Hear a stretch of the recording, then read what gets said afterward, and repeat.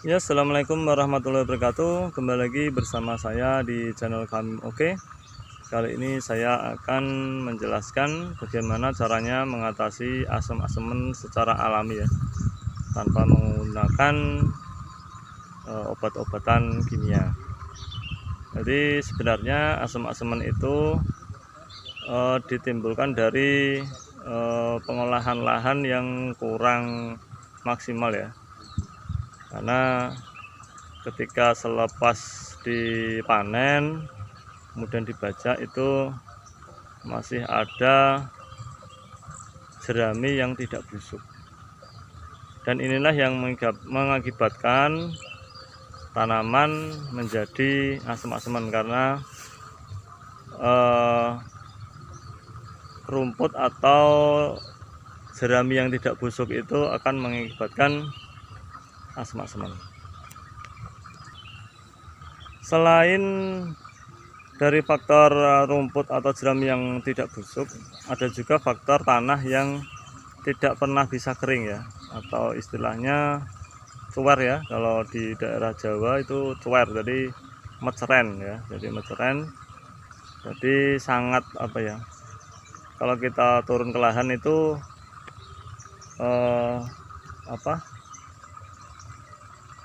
tanahnya tidak nempel di kaki kita, jadi langsung jatuh seperti bubur itu ya. Jadi cuwer itu juga sangat tidak baik untuk pertumbuhan tanaman ya.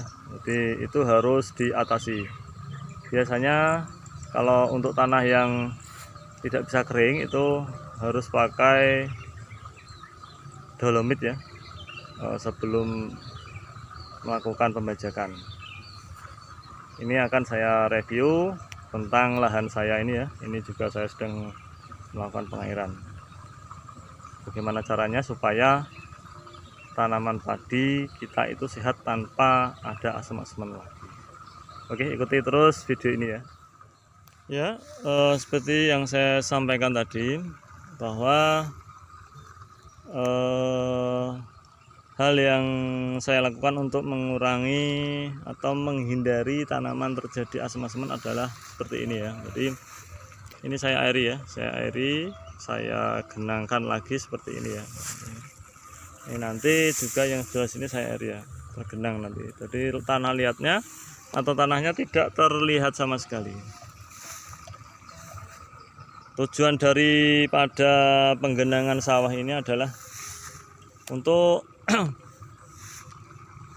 mematikan rumput-rumput ya, rumput-rumput lama, dan juga membusukkan jerami ya. Nanti jerami ini kalau direndam lama dia akan busuk, sehingga tidak mengganggu tanaman padi ya.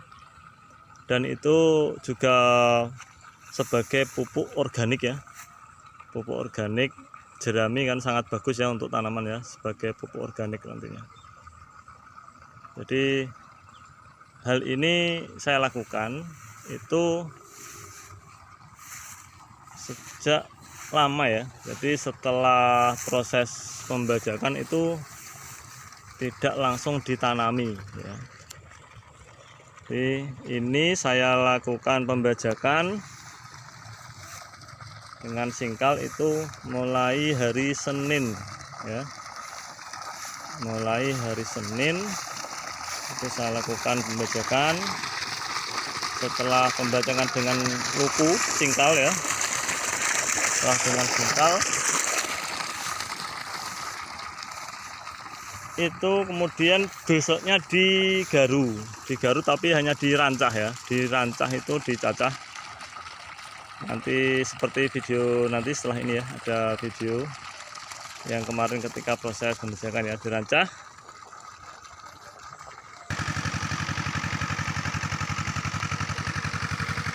Jadi tidak langsung dijadikan atau diselesaikan,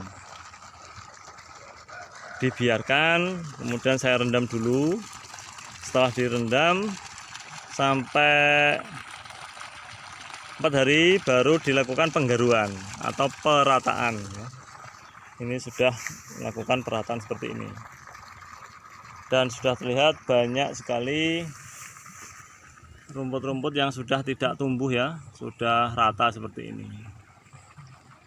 Dan ini pun tidak saya tanam lagi, masih saya tunggu ini ya sampai 3 hari ke depan. Itu saya rendam seperti ini nanti ya. Saya rendam sampai 3 hari. Baru nanti saya buat parit-parit untuk tanam ya, karena model tanam saya adalah tanam sebar ya, tanam benih langsung sebar. Jadi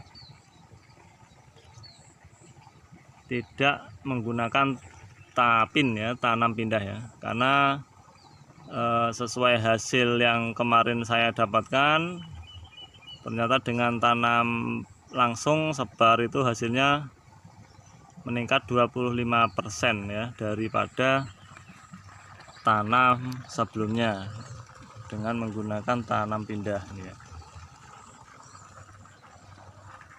Sebenarnya untuk mengatasi asam-asaman secara alami ini untuk tanam padi tabela itu bagus ya.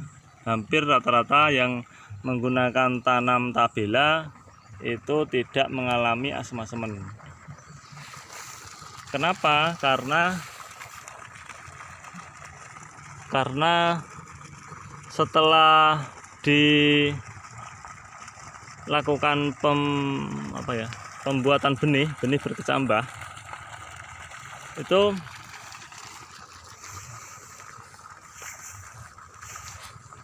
tanah dikeringkan ya, tanah sawah ini dikeringkan, air dibuang semua, dibuatkan jalur-jalur untuk pembuangan air, kemudian baru disebar setelah benih padi tumbuh, disebar. Setelah disebar itu dibiarkan, kalau saya biarkan 12 hari ya. Jadi setelah penyebaran benih itu sampai 12 hari tanah ini tidak saya airi ya, tanah sawah ini tidak saya airi sama sekali sampai 12 hari.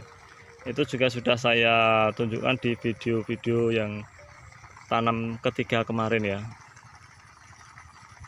Sehingga apa, tanah sawah ini retak-retak ya. Sampai saya videokan itu telapak tangan saya ini ya, ini bisa masuk ke celah-celah retak-retaknya itu. Istilah Jawa bilang meletek-meletek ya. Nah, tanahnya sudah meletek-meletek. Saya masukkan bisa masuk, tapi nggak apa-apa untuk tanaman. Tanaman tetap hijau, tapi setelah 12 hari baru saya lakukan penyemprotan herbisida. Dari proses pengeringan lahan mulai dari sebar benih ya, atau tanam tabela langsung sebar itu sampai 12 hari, itu yang membuat tanah menjadi tua ya, tanah menjadi tua sehingga unsur-unsur tanah, pH tanah naik lagi, tidak drop ya, karena sudah dikeringkan. Jadi itu ya, itulah yang membuat hasilnya bagus sebenarnya di situ. Dan setelah itu ketika diairi, dipupuk, tidak sama sekali tidak ada tanaman padi yang terkena asma-semen. Jadi hasilnya sangat bagus pertumbuhannya. Karena apa? Untuk jerami-jerami ini ya, jerami sisa-sisa ini juga sudah busuk. Sudah rumput-rumput yang lama juga busuk. Jadi malah menjadikan pupuk ya. Tidak menjadikan pengganggu untuk tanaman, tapi malah menjadi pupuk. Itu selama ini yang saya lakukan ya. Jadi sehingga hasilnya semakin baik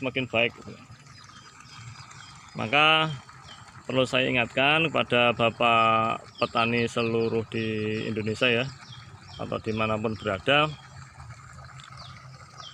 untuk proses pengolahan lahan usahakan jangan sekali jadi ya.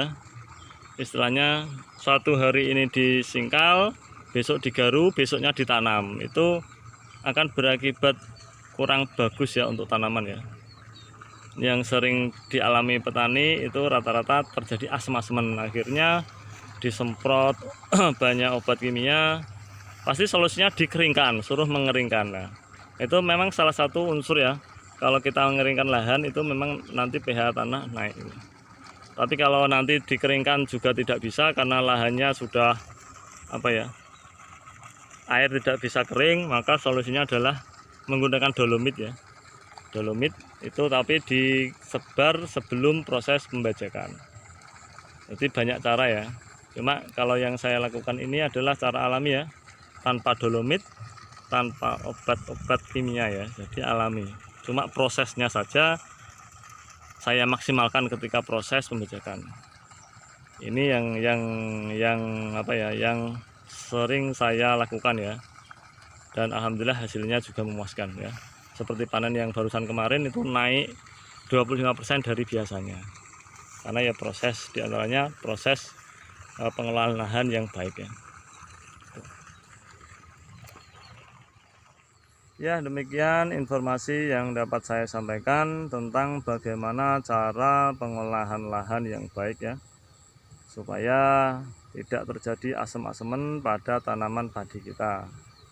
Kemudian juga bagaimana supaya rumput yang lama dan jerami itu bisa busuk dan menjadikan pupuk ya, menjadikan pupuk organik untuk tanaman kita.